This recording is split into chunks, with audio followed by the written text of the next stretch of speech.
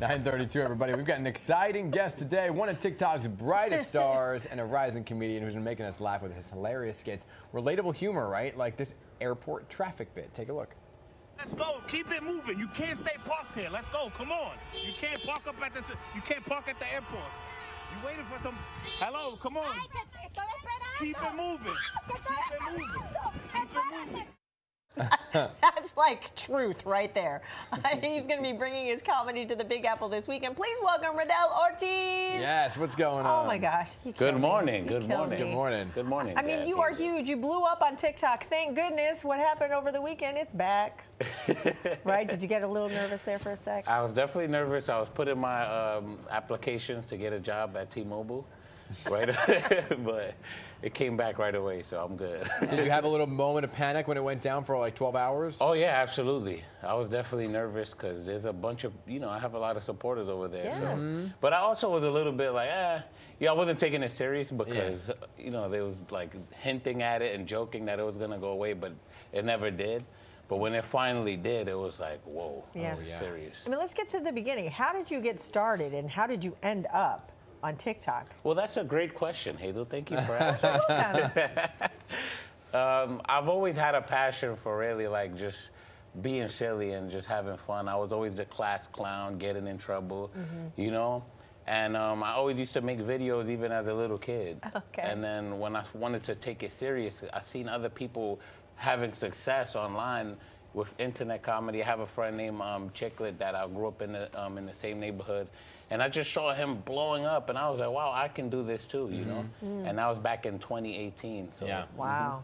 And so you decided to kind of zero in on relatable content. Yeah, exactly. It's like, it's just stuff that I go through in my daily life, living in a Dominican household. We just improvise all of our skits, and it just feels real natural, so everybody can relate. So talk about what it felt like when you saw that you were really hitting a nerve with people. I mean, like, people started following you. People know you on the street now, I'm assuming. Yeah, of course. What's that like for you? It feels surreal, I'm not going to lie, because I've never really expected it to become what it has become. Yeah. But I remember the first time somebody asked me for a picture. And I was like, what, me? Yeah. Like, do you know I'm like broke? Like, what are you asking me for a picture for?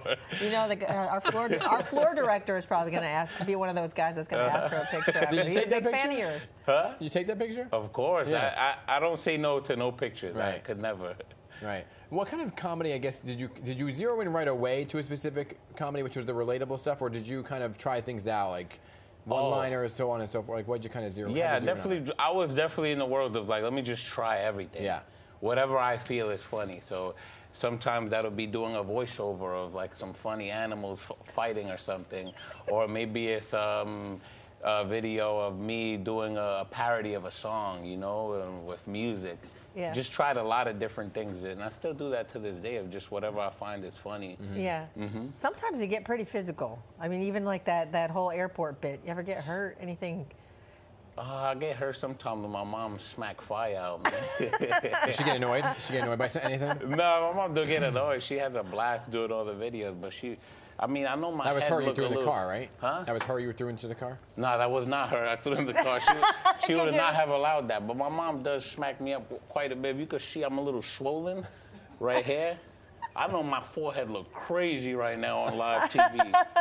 I'm sorry, y'all, but it's a part of the business. What does your family think about your newfound fame? My family be hating on me, for real. They like, yo, who you think you are, bro? What? Come on. I'm joking. No, my family is super proud of me, and I really do it for my family. Aww. Yeah.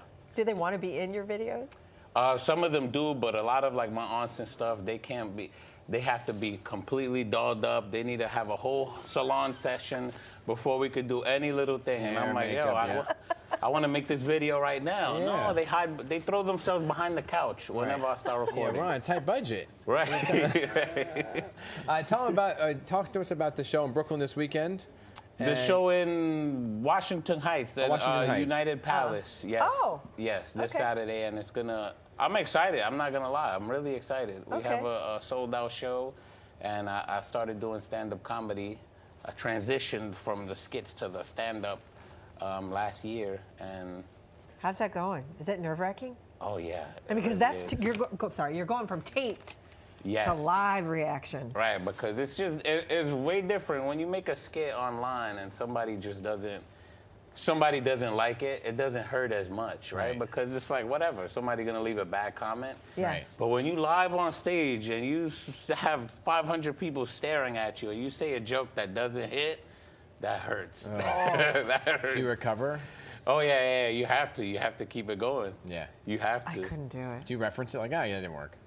Nah, I really just ignore it. I see some comics, they do that, right? Yeah. They'll be like, whatever, you guys suck. The last crowd, they got it, right? But me, whenever I feel like that, I feel like I'll zone in on one audience member. Yeah. Like whoever is enjoying okay. it, I'm locked in with them. Hey, this guy gets it right here, you know? Right. That's cool. Well, Radel, great to meet you. Hey, nice to meet y'all And too. continued success to you. Amen. All Same right. to y'all. Thank you so much. And again, you can see him this Saturday at the United Palace in Washington. Washington Heights.